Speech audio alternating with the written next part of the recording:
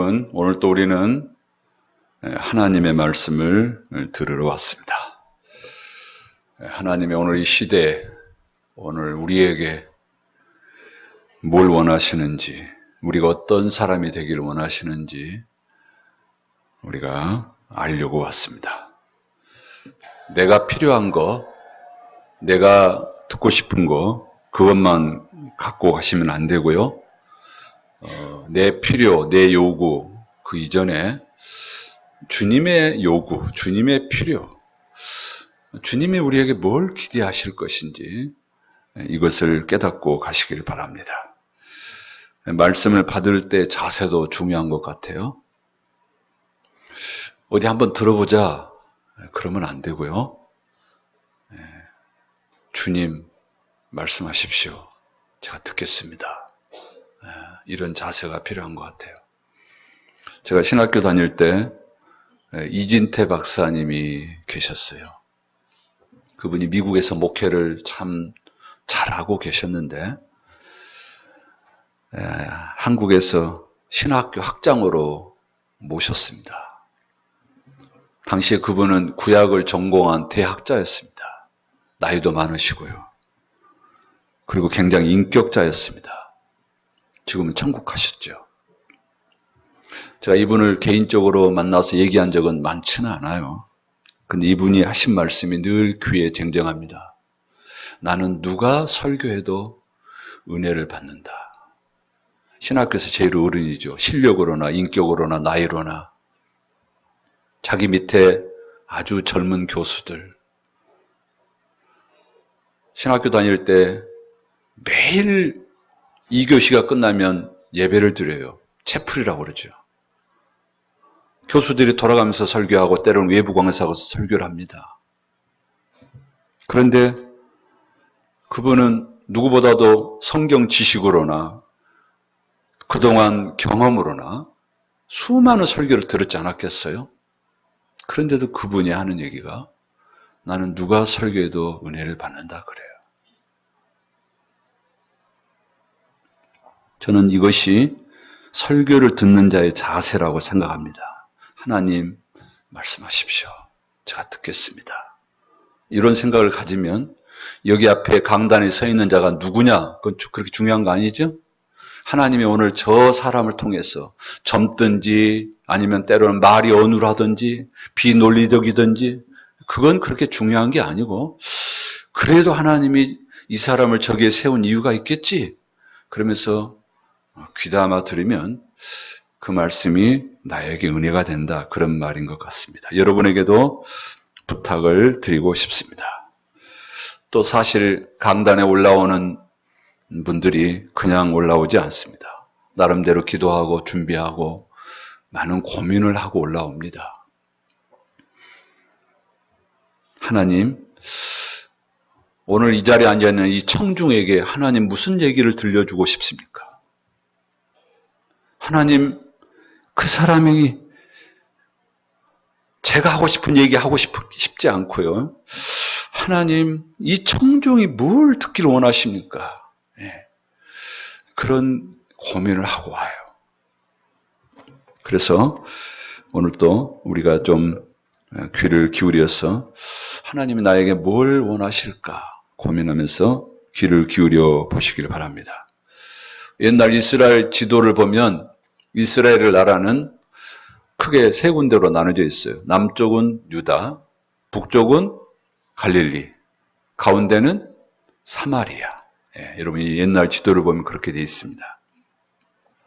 예수님은 주로 북쪽 갈릴리에서 사역을 하셨습니다. 거기가 고향이죠. 나사렛이 고향이고 거기서 북쪽으로 한 15km 올라가면 거기가 가나가 있습니다. 이 가나 어느 집에 결혼식 잔치가 있었습니다. 예수님과 그의 제자들 그리고 예수님의 모친 마리아가 이 결혼식에 초대를 받았습니다. 그때가 언제냐면 1절에 보면 사흘째 되던 날에 그런 표현을 썼어요. 어느 때부터 사흘이냐? 여기에 대해서 학자들은 여러 주장을 하지만 저는 본문의 문맥을 보면 바로 1장 마지막 부분에 나다나엘이라고 하는 사람이 나와요. 나다나엘. 그의 고향이 곧 여기 가나입니다. 예수님이 이 나다나엘을 제자로 부르셨고 그 부름 후 사흘째 되는 것 같습니다.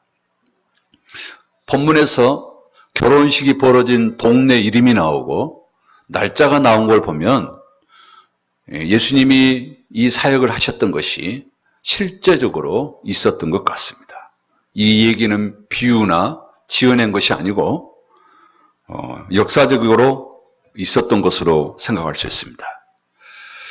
제가 자주 얘기를 합니다. 여러분, 성경은 있지도 않는 얘기, 신화, 사람들이 지어낸 얘기, 이렇게 생각하는 경향이 있어요. 그러지 않아요. 성경의 많은 부분은 역사적 사실을 기반으로 하고 있습니다. 당시 카메라가 있었다면 그 현장을 녹화하거나 사진 찍어서 오늘날 얼마든지 증명해낼 수 있는 그런 사실이라는 거예요. 결혼잔치가 벌어졌는데 예수님과 제자들 그리고 예수님의 어머니 마리아가 초대받아 갔습니다. 그런데 이 집이 누구네 집인지는 오늘 본문에서는 설명하지 않아요. 신랑 신부가 누군지. 그 이유는 오늘 결혼잔치의 중요한 것은 실은 신랑 신부가 아니고 그 잔치를 배설한 신랑 신부의 부모도 아니기 때문입니다. 오늘 본문에서 가장 중요한 분은 예수 그리스도이십니다. 여러분, 성경 66권이 그렇게 강조한 것은 바로 예수 그리스도이십니다. 요한복음에서 강조하는 것도 마찬가지입니다. 성경이 꽤 두꺼워요. 그 내용이 얼마나 많아요. 창세기부터 요한계시록까지 성경에서 그렇게 말씀하고 싶은 게 예수 그리스도예요. 보고 또 보고 더 깊이 가보면 왜 이 얘기하는 거지? 모든 신학자, 모든 목사님들의 공통된 고백이 그게 바로 예수 그리스도라는 얘기입니다. 그래서 우리가 성경을 볼 때에 그것을 볼 수 있어야 됩니다. 오늘 본문에서도 우리가 그걸 볼 수 있어야 될 것입니다. 옛날 이스라엘의 결혼식은 오늘 우리의 결혼식과는 조금 달라요. 우리는 모든 거 하루에 다 끝내죠? 하지만 옛날 이스라엘 사람들은 결혼 전에 약혼식, 성경에는 정혼이라고 나오죠? 약혼식을 하고 그 다음에 가족들은 나중에 결혼 날짜를 잡습니다. 결혼식 날짜가 정해지면 그날의 신랑은 자기 친구들을 데리고 신부집으로 갑니다. 신부집으로 걸어가서 신부와 신부의 친구들을 데리고 자기 집으로 옵니다. 그리고 와서는 집에서 잔치를 벌입니다. 무려 일주일 동안 잔치를 계속 벌입니다.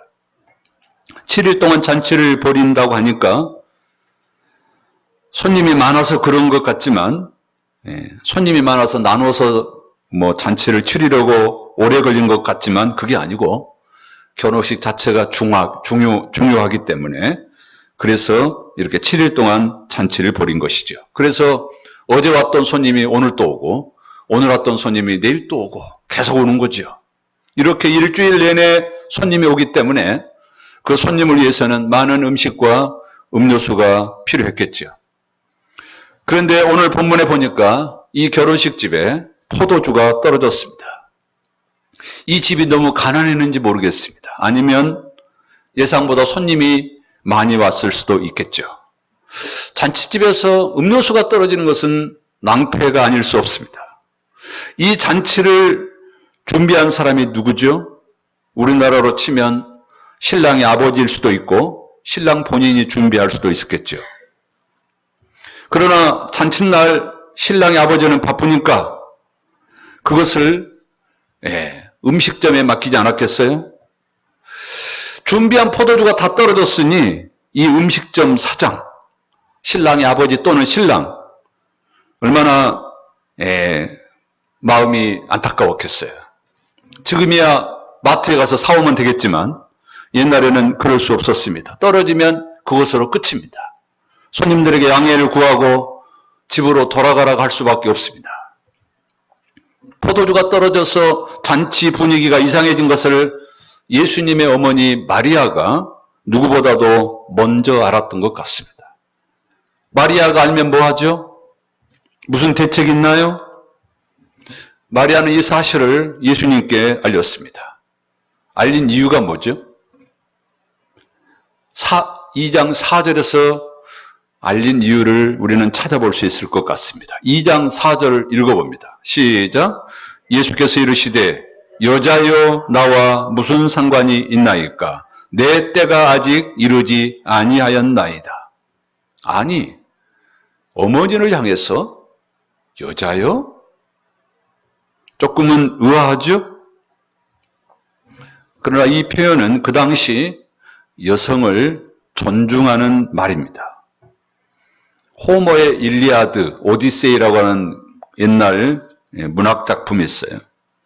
그 오디세이가 그의 아내 페넬로프를 향해서 여자여, 자기 아내를 헬라어로는 귀네 이렇게 불러요. 로마 황제 아우구스투스도 클레오파트라를 향해서 귀네, 여자여 이렇게 불렀습니다. 예수님은 이 말씀을 여러 차례 하셨습니다. 요한복음 4장의 사마리아 여인에게도 여자여 이렇게 불러요.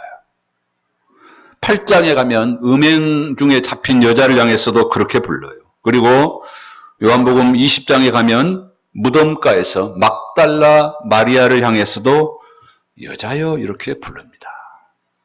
그러니까 여자여 부른 것은 무시하는 말이 아닙니다. 그러나 아무래도 어머니를 향해서 이렇게 부르는 것은 조금은 이해하기 어려운 부분입니다. 왜 이런 표현을 썼을까요? 이건 또 다른 의미가 있다고 봅니다. 그것은 바로 성경은 이런 표현을 통해서 예수 그리스도께서 그동안은 마리아의 아들이었을지 모르지만 이제는 예수님은 하나님의 아들이시다. 이제 예수님은 하나님의 아들 그리스도로서 공생애를 시작하신다. 그래서 그 다음에 이어지는 말이 뭐라고 그랬어요? 내 때가 이르지 아니하였다. 이 말과 연결이 됩니다. 여기서 내 때라는 말도 여러 주장이 있어요. 어떤 사람은 그때가 십자가의 때다 그렇게 말합니다. 물론 예수님이 그때를 기다려온 것은 사실입니다. 그런데 여기서 갑자기 그냥 십자가 때가 나온다는 것은 조금은 이해하기 어려워요. 성경을 읽어보면 예수님은 이 때를 기다렸다는 말은 예수님은 무슨 일을 하실 때 이걸 굉장히 중시해요. 굉장히 이걸 살펴요. 늘 주위에서 살피셔요. 자신의 신성을 나타낼 때, 하나님의 나라를 증거할 때, 이 때를 우리 주님은 늘 이렇게 살피신 것 같아요. 여러분, 예수님이 언제 사역을 시작하시죠? 성경을 읽어보면 세례 요한이 옥에 갇힐 때부터 사역을 시작해요. 여러분, 세례 요한이 옥에 갇히는 시점은 구약에서 신약으로 넘어가는 중요한 전환기에 해당됩니다. 그리고 결국 세례 요한이 이 감옥에서 죽고 났을 때에 예수님은 본격적으로 사역을 시작합니다. 예수님께서는 무슨 일을 하시든지 아무렇게나 하시지 않습니다. 예수님은 하나님의 때를 살피십니다. 예수님은 포도주 하나의 문제에 있어서도 하나님과의 관계에서 보셨습니다. 예수님은 철저하게 하나님의 나라의 관점에서 생각하고 있는 것입니다. 오늘 우리에게도 이것은 중요해요. 그때, 그 기회. 이걸 우리가 놓쳐서는 안 될 것 같습니다. 성급하게 너무 그냥 앞장서서 달려가서도 안 될 것 같고요. 또 너무 뒤로 빼서도 안 될 것 같습니다.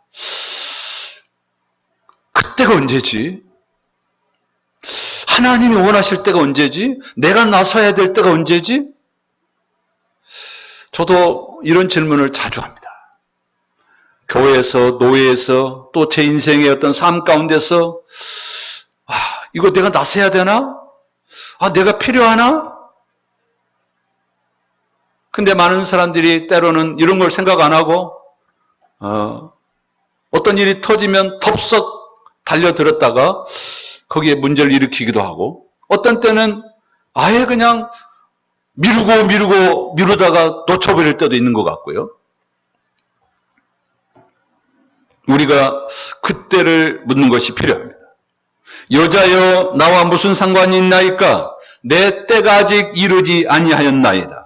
이 말을 얼핏 보면 주님께서 물로 포도주를 만들지 않겠다는 의미로 들립니다. 그런데요, 성경 읽어보면 예수님은 물로 포도주를 나중에 만드십니다.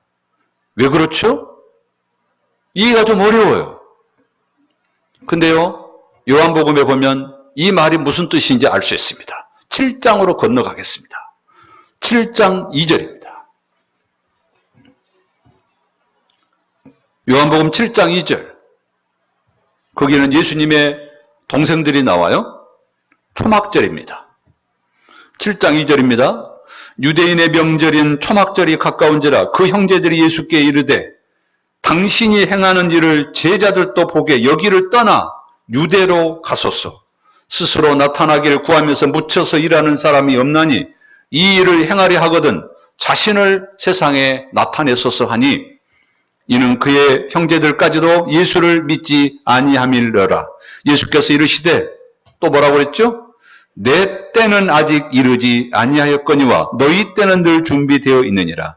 세상이 너희를 미워하지 아니하되 나를 미워하나니 이는 내가 세상의 일들을 악하다고 증언함이라. 너희는 명절에 올라가라. 내 때가 아직 차지 못하였으니 나는 이 명절에 아직 올라가지 아니하노라. 이 말씀을 하시고 갈릴리에 머물러 계시니라. 그 형제들이 명절에 올라간 후에 자기도 올라가시되 나타내지 않고 은밀히 가시니라.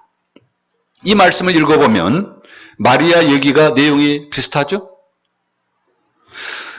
예수님의 형제들이 초막절이 다가오자 예수님께 유대로 올라가서 자신을 나타내 보이라고 요청합니다. 그때도 예수님은 아직 내 때가 이르지 않았다고 오늘 본문과 비슷한 내용을 말씀하셔요. 안 올라가겠다는 거, 안 올라가겠다는 말씀이시죠? 그래 놓고는 몰래 올라가십니다. 여기 본문의 내용을 우리가 이해할 수 있는 키가 있습니다. 4절에 보면 자신을 세상에 나타내소서라는 구절이 있죠. 자기 형제들이 요구하는 거예요. 형, 이제 사람들 앞에 좀 나타내 보세요. 그때 예수님 뭐라고요? No! 이걸 볼 때에 오늘 본문의 마리아의 요구와 거기에 대한 주님의 대답. 여자여 나와 무슨 상관이 있나이까? 내 때가 아직 이르지 아니하였나이다. 연결이 되시나요? 그렇습니다. 예수님의 형제들의 요구는 마리아 요구와 비슷해요. 예수께서 지금 마리아의 요구는 기적이라도 일으켜서 이제 자신을 세상에 증명해 보려는 거죠. 그런데 주님은 뭐라고요? 그 요구를 들어줄 수 없답니다. 그리고는 이어서 주님은 물을 포도주로 만드십니다. 마치 안 하실 것처럼 했다가 나중에는 하셔요. 이게 무슨 얘기죠? 이 말을 쉽게 하면 이렇습니다. 너희 인간들이 요구하는 그게 뭐예요? 힘으로 당신의 능력을 드러내 보이라는 거죠. 나는 그건 하지 않겠지만 나는 너희의 요구와는 상관없이 어쨌다는 거예요? 나는 내 일을 한다. 그 일이 뭐예요? 그건 하나님의 뜻이고 하나님의 어떤 계획에 따라서 나는 내 일을 한다는 거죠. 마리아 그리고 예수님의 형제들의 요구는 어쩌면 오늘날 우리의 요구와 비슷한 점이 있습니다. 주님, 우리에게 주님의 힘을 좀 보여주세요. 뭐 때문에? 그래서 내가 주님의 백성이고 주님의 자녀인 것을, 주님이 우리의 형님인 것을, 당신이 내 아들인 것을 세상에 좀 보여달라는 거예요. 보여주면 뭐하죠? 그렇게 해서 뭐하게 해요? 사람들 좀 기 좀 죽이게 해요. 봐라, 저 애가 내 아들이야. 너희들 봤지? 이거 봐, 우리 형님이야. 너희들 봤지? 근데 그때 예수님이 어떻게 하셨어요? 여자여 나와 무슨 상관이 있나이까? 이 말씀은 오늘 우리를 향한 메시지임이 분명합니다. 예수님은 여러분에게 어떤 분이신가요? 여러분에게 물을 포도주로 바꿔서 여러분의 인생을 놀래키고 그래서 수많은 사람들을 기죽이게 만들 수 있는 그런 분이신가요? 물론 그분이 그런 능력을 갖고 계셔요. 근데 예수님은 그 질문에 대해서 여자여, 얘들아, 그게 나와 무슨 상관이 있냐? 이렇게 말씀하시는 것 같습니다. 예수님은 지금 어머니 마리아의 잘못된 메시아관을 수정해 주고 있습니다. 오늘날 우리가 믿는 예수님, 마리아와 같은 예수님이 우리가 그렇게 믿을 수 있어요. 물론 그것이 전혀 나쁘다고는 할 수 없습니다. 신앙생활 처음 할 때는 그럴 수 있다고 봐요. 하나님이 내 인생에 개입해서 나에게 기적과 능력을 보여주셔서 그래서 내가 믿는 하나님이 살아계신 분이시고 그 사실을 나도 경험하고 내 주변에서 사람들이 나를 보고 오! 하나님이 살아계시네. 그러면서 내가 믿는 하나님을 자랑하고 싶을 때가 있겠죠. 그러나 이런 모습은 신앙의 초짜들에게 있는 모습이라고 봐요. 주님은 여자여 나와 무슨 상관이 있나이까 이렇게 말씀하시고 그걸 거절하셔요. 그 말은 뭔 말이죠? 그 수준을 벗어나라는 것이죠. 지금 마리아도 자기 아들 예수가 공생의 사역을 시작한 지 얼마 안 됐기 때문에 아직은 예수님의 어떤 정체성에 대해서 잘 모를 수 있겠어요. 주님이 이 땅에 오신 목적이 뭐예요? 무슨 기적을 일으켜서 사람을 놀래키려고 이 땅에 오셨나요? 주님은 이렇게 말씀하십니다. 인자가 온 것은 섬김을 받으려 함이 아니라 도리어 섬기려 하고 자기 목숨을 많은 사람의 대속물로 주려 함이니라. 주님은 이 말씀을 하시고 이어서 물을 포도주로 바꾸는 기적을 행하십니다. 그런데 여러분, 이 물이 어떤 물이죠? 유대인들은 식사를 하기 전에 늘 손을 씻는 의식을 행해왔습니다. 혼인잔치와 같이 오랫동안 많은 사람들이 모이는 경우에는 많은 물이 필요했겠죠? 본문에는 돌 항아리 6개가 나오는데 다소 차이가 있겠지만 통상 한 항아리에는 20갤런 정도의 물을 채울 수 있다고 말합니다. 그 물을 오늘날로 계산하면 1리터짜리 생수병 약 90개 정도는 들어갈 수 있는 그런 항아리입니다. 그게 6개나 되니까 그 6개 항아리 속에는 1리터짜리 생수, 그걸 500개를 넣을 수 있는 그런 물입니다. 근데 그 물을 주님은 포도주로 바꾸십니다. 이스라엘 백성들이 이 물을 또 어떤 용도로 썼냐면 그들은 이 몸을 씻고 성전에서 하나님을 예배하는 그런 용도로 물을 쓰기도 했습니다.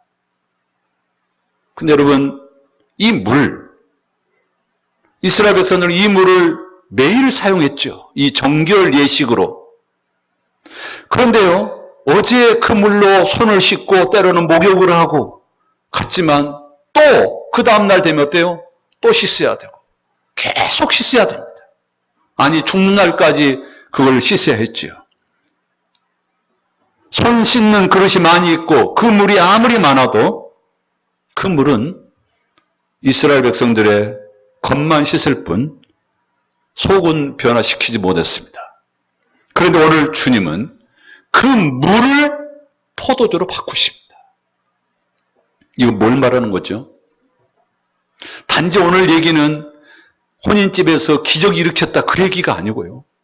주님은 이 사건을 통해서 거기 본문에 등장하는 등장인물 또는 이 성경을 읽고 있는 유대인들, 그리고 이방인들, 그리고 나아가서 오늘 우리에게 하나님이 주고자 하는 메시지가 있는 것입니다.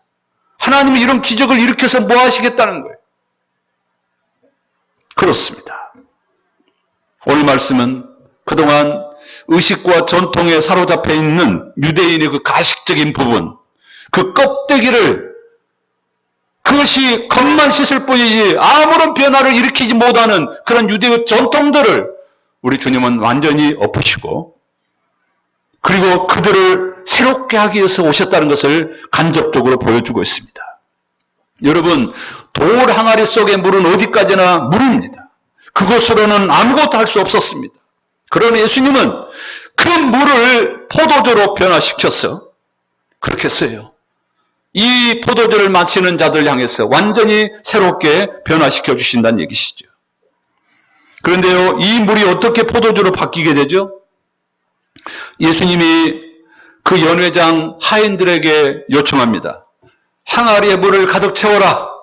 그리고 그 물을 떠서 연회장에게 갖다 줘라.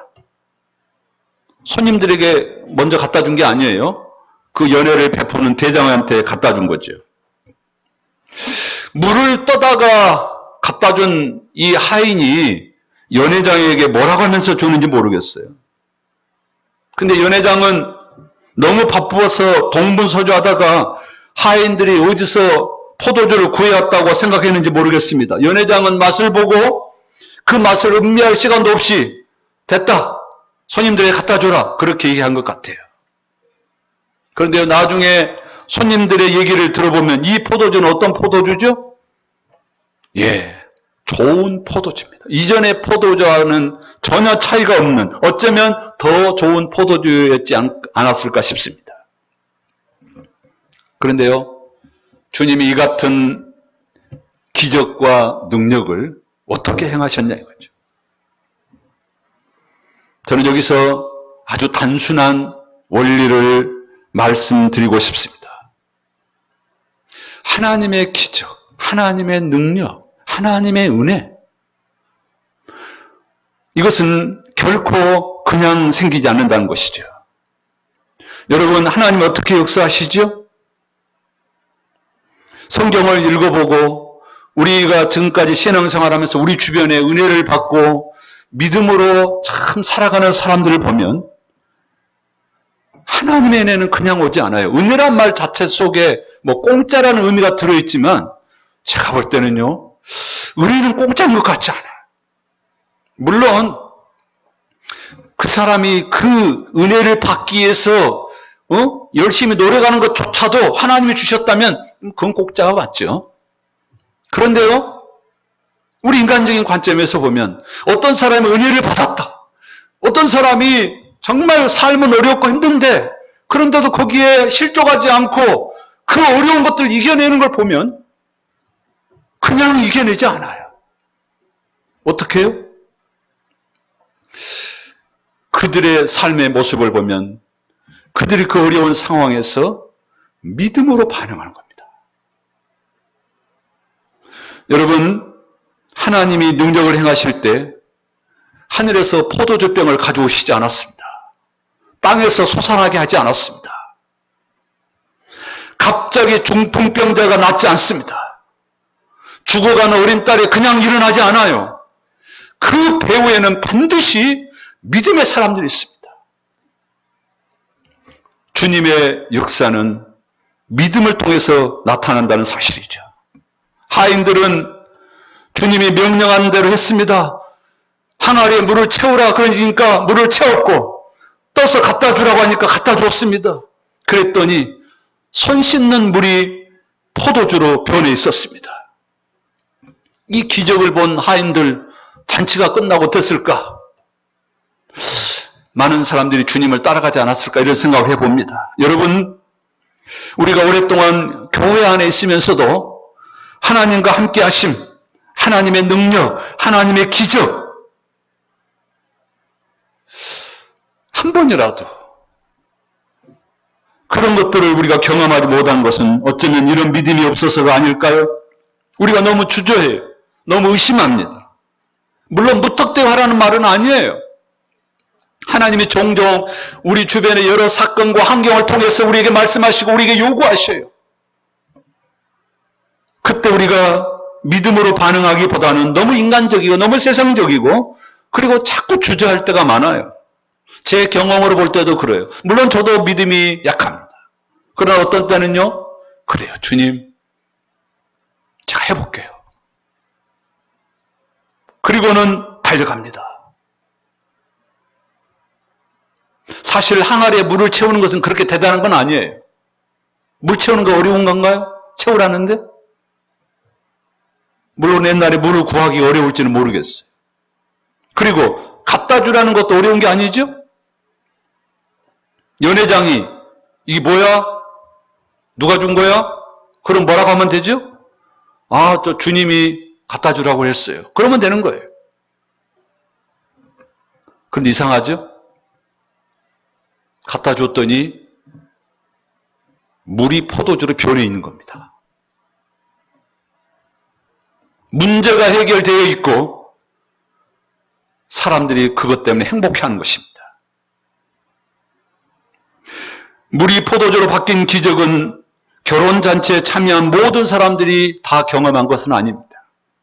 물 떠온 사람, 물 심부름한 사람, 주님의 말씀을 따라간 사람들만 알았다고 얘기합니다. 연회장도 몰랐고 신랑도 몰랐고 그 심부름을 한 사람들만 알았대요. 이게 하나님 나라의 법칙 같습니다. 교회에 수많은 성도들이 있습니다. 여기에도 여러 사람들이 있어요. 그런데요, 모든 사람들이 다 은혜를 받지 않습니다. 은혜를 받는 사람들이 있어요. 그 수가 많지 않을 때가 있어요. 여러분, 제가 자주 얘기를 합니다. 하나님의 은혜는 다 와라, 내가 다 준다. 어중이 떠중이 그냥 주니까 다 받아먹어라. 그렇게 하지 않아요. 은혜가 그렇게 주어진다면 어떻게 되겠어요? 우리는 그 은혜의 소중함을 잊어버리겠죠? 하나님 그렇게 주시지 않습니다.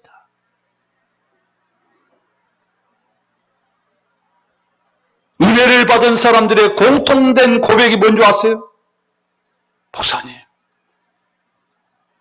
저 기도 많이 했어요. 목사님, 제가 그 영혼을 위해서. 목사님, 이 문제를 놓고 제가 많이 썼어요. 목사님께 다 말할 수는 없지만 이게 그냥 온 게 아니에요.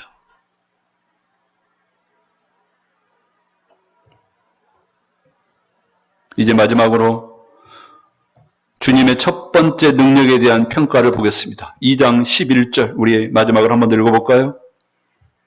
2장 11절 시작. 예수께서 이 첫 표적을 갈릴리 가나에서 행하여 그의 영광을 나타내심에 제자들이 그를 믿으니라. 우리가 다시 성경으로 돌아와야 됩니다. 하나님 우리에게 은혜를 주시고 물을 포도주로 바꾸는 그런 엄청난 기적을 보게 하셨습니다. 우리는 자칫 잘못하면 그 바뀐 포도주에 너무 우리의 관심이 가 있을 수 있어요. 제자들도 그러겠죠? 근데 주님의 그 기적의 목적이 뭔지를 보셔야 됩니다. 오늘날 교회에서 때로는 기적이 일어나고 하나님의 능력이 임하고 은혜가 주어지는 그 이유를 아셔야 돼요. 근데 많은 사람들은 그 이유보다는 기적 자체, 능력 자체, 일어난 사건 자체에 너무 관심을 가져요. 그래서 그 사건이 그걸로 인해서 사람들이 막 요란을 떨면 거기에 대단하다고 말하고, 물론 하나님은 그렇게도 일하시죠. 우리는 다시 성경으로 돌아가야 됩니다. 하나님이 우리에게 은혜를 주시고 물을 포도주로 바뀌는 것을 우리 눈으로 보게 하신 이유가 무엇이죠? 많은 사람들이 교회에 오고 믿음 생활하는 이유, 기적 자체에 있지 않고요. 오늘 성경은 분명히 얘기합니다. 예수님이 이 가나의 혼인잔치에 간 이유가 뭐죠? 음식 얻어 잡수시러 간 게 아닙니다. 또요, 예수님 사실 물을 포도주로 바꾸러 간 것도 아닙니다. 뭔 말이죠? 바꾸셨는데? 주님이 여가셨어요? 2장 11절에 당신의 영광을 나타내시러 가셨다고 얘기합니다. 주님이 당신의 영광을 나타내는 방법은 물을 포도주로 바꾸는 법 외에도 수없이 많이 있겠죠? 그건 그것 중에 하나에 불과.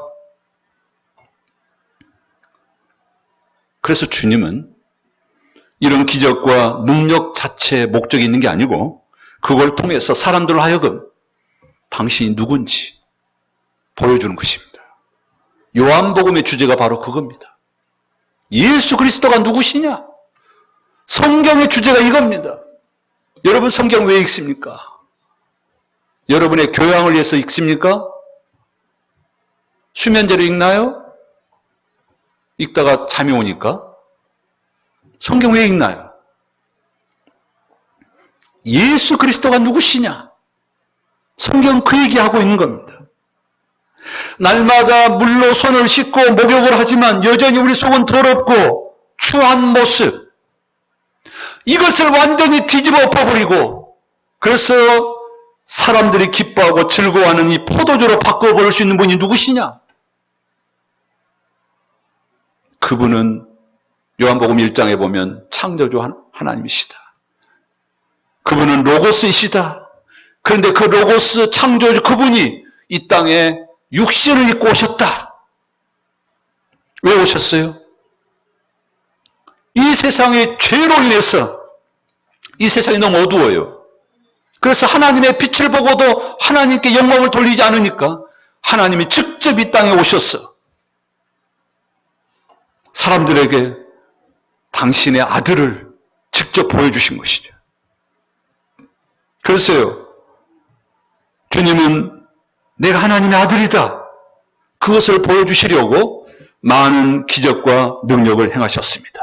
그래서 이제 사람들이 하나님이 보내신 그 하나님의 아들을 믿고 그리고 죄 용서함을 받고 이 땅에서 자유하고 행복한 삶을 살게 하려고 오신 것입니다. 이게 요한복음의 얘기예요. 그리고 오늘 본문의 얘기가 그겁니다. 사랑하는 성도 여러분, 가나의 혼인잔치는 무슨 결혼 얘기하려고 하는 것이 아닙니다. 이 요한복음을 기록한 요한은 이 혼인집 사건을 통해서 예수 그리스도가 어떤 분이신지를 보여주고 있습니다. 그분은 하나님의 아들이시다. 요한복음을 계속해서 보면 뭐라고 말하죠? 나는 길이다. 나는 진리다. 내가 양의 문이다. 내가 참 포도나무다. 7번이나 계속 그 얘기를 하는 거예요. 나는 생명의 떡이다. 나는 부활이다. 예수님 당신이 그렇게 계속 얘기해요. 그 말은 다른 말로 얘기하면 내가 하나님이다. 내가 하나님의 아들이다. 그 얘기예요. 그래서요, 그 주님을 우리가 바라보고 그 주님을 신뢰하고 이 땅에서 그 주님으로 인해서 자유하고 진리에 이르고 빛을 경험하고 생명을 경험하고 부활을 경험하라는 것이죠. 우리에게 이 은혜를 주시려고 이 땅에 주님이 오셨습니다. 사랑하는 성도 여러분, 오늘 가나의 혼인잔치 우리가 스토리는 너무나 잘 알아요. 그러나 이 말씀이 오늘 우리에게 무슨 의미가 있죠? 그렇습니다. 여러분에게 예수님은 어떤 분이신가요? 내가 처음 예수 믿을 때 그 예수님으로 끝나버리면 안 되죠. 그 예수님이 늘 내 안에 거하시고 그분이 나를 위해서 오셨고 나를 위해서 때로는 기적을 행하시고 물을 포도주로 바꾸시고 근데 우리는 그 일을 행하신 주님은 그렇게 안 중요하고 그분이 행하신 기적에만 눈이 멀어져 있을 때가 많다는 거예요. 왜 하나님이 우리에게 이런 능력을 보여주시고 그런 일을 행하시는지, 왜 우리 앞에 때로는 전혀 예상치 못한 일을 발생하게 하시는지, 그 일이 벌어졌으니까 너무 좋아서 어쩔 줄 몰라. 근데 이거 누가 주신 것이지? 그건 안 중요해. 그러나 오늘 말씀은 그래, 우리의 관심을 어디에 둘 거냐? 우리가 어디를 향해서 달려갈 거냐? 그걸 가르쳐주고 있습니다. 저와 여러분이 다시 한번 우리에게 은혜를 베풀어 주시고 우리와 늘 동행하시고 하나님의 아들로서 우리를 사랑하시고 우리를 늘 회복시키길 원하시는 그 예수 그리스도를 소망하고 바라보고 그분으로 인해서 우리의 남은 인생이 더 복된 인생이 될 수 있기를 주님의 이름으로 축원합니다. 아멘.